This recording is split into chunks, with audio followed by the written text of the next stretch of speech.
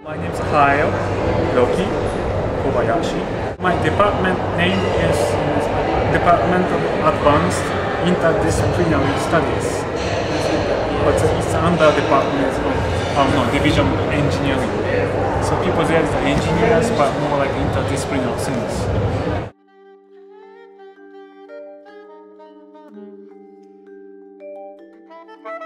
This is an installation called TELE Eco 2. But actually it's Eco 2, but it's doing some remotely having eco expense over distance and over countries.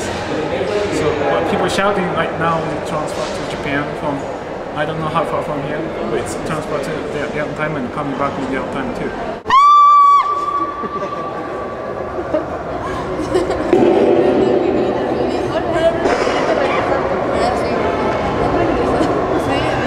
So many people start shouting.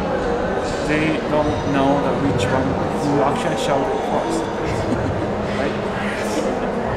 And they don't even know how many seconds it takes the response coming back to hears.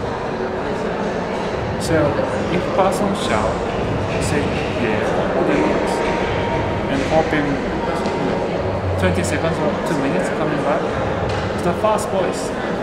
Even though it wasn't shouted by the person, maybe the previous person or some other person. Whatever the first one comes, the person starting by believe that's coming from that person. I think most difficult things in hardware development because over there, the top of mountains or jungle, there's no one there. There's no internet connections, no cable supply, power supply there. So we have to build everything from the scratch. If we simply using, say, Skype, yeah, well, that's pretty quick. But technological differences, they are using different content. So they actually focus on human voice. They do heavy, stupid compression, some other sound like human nature sound. So that's why I'm normally using Skype. And also I could also use some real-time processing, like say round trip takes about less than 1 second, should be. There should be no delay, and I can just make it as fast as possible. But my intention is to ask them to wait.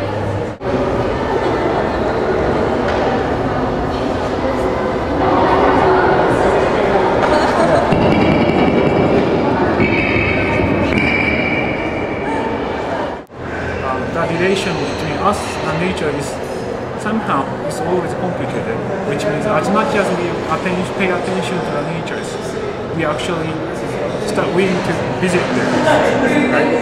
And if we see some distorted natures, we actually feel that necessary to preserve nature itself.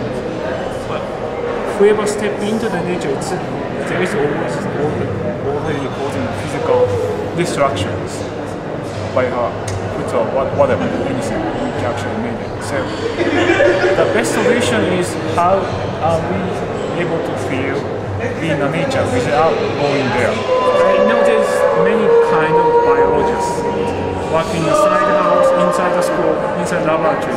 I'm actually working with the biologists working outside, means field researchers, just walking inside the jungle or climbing mountain to see some species or plants. What I know is so they are studying about the behavior of animals, right? But behavior of animals is dependent on the place. It's just example like inside the jungle, say tropical jungle, because there's so many trees and plants, the animals are not able to have communication visually. So their conversation is pretty much depends on acoustics or smell. So they have some interaction based on that information. If they see some predator or prey, they actually see the presence of food availability. So if they seem like, say frog or similar voice, they assume that there's nice place to stay because people are friendly.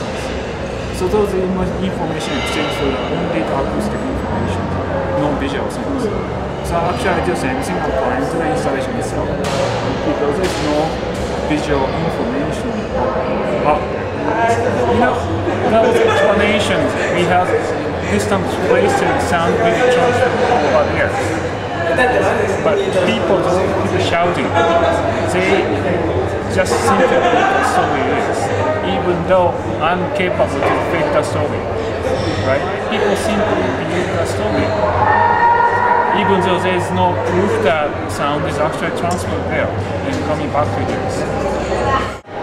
Well, I'm Japanese. I was the first journalist. I actually did in Tokyo, so there's Japanese. And here's Mexico. People living in Mexico actually come here and shout, whatever they say.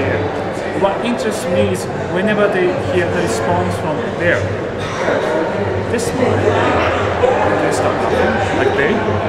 I'm just curious, what is universal factor is making smiling? I mean, what is happening? And what interests me is this, just hold their motion until there's a response, which means they simply waiting their voice, and whenever it's coming back to here, they start laughing. I mean, I'm just curious why people start laughing. Why you start laughing when you hear the voice? Why I feel? Yeah, you start laughing. Pues, no sé bien cómo decirlo, pero más bien es algo así como raro que estés gritando aquí de repente en México, en un museo, y de repente estás escuchando el sonido del bosque y pasan el tiempo y lo escuchas otra vez tu grito, pero ya con el sonido igual que trae del bosque.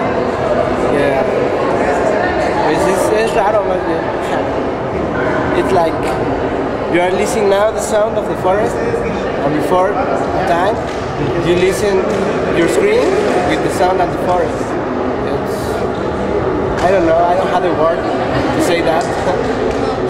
I have not found any evaluation result yet, but I think the possible explanation is this is theory called objective self-awareness. Means we actually externalize ourselves to outside and see ourselves in an objective way. Just like imagine when we see a mirror, we actually shake hands or wave hands to see that we are still there or not.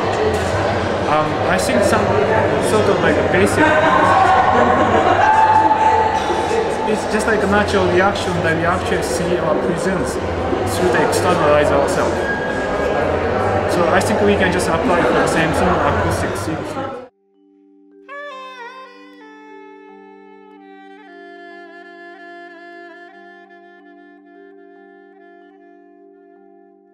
If I am able to say it, I'm not going to make any installations. I wish I could say it, but there's always something I can express senses, words, because I don't know how to explain it. That's right. If I am able to explain that, I'm not going to make any installations.